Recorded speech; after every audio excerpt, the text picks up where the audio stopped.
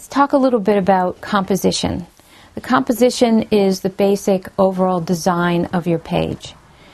And historically, there is a composition idea that starts out very simple and it winds up getting more and more complex, okay?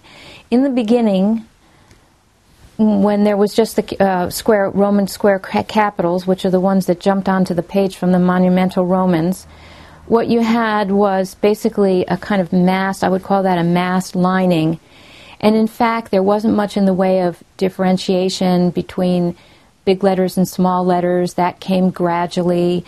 There was almost no punctuation.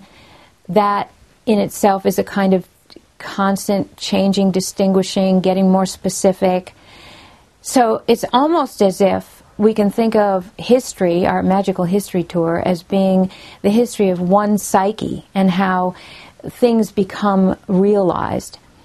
So now, in our present day, you have your choice of doing anything you want in terms of composition. Okay, these are all ideas for composition that have to do with, you know, you start out with a certain shape, you have a certain thing that you want to relay in terms of communication. It may or may not be actual words. In most cases, in the beginning, you're definitely thinking in terms of words. So you are going to be thinking in terms of directing the eye of the viewer. And this is no different than what happens in painting.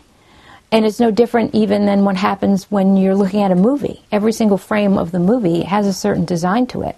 That's what cinematography and film editing and art direction is all about.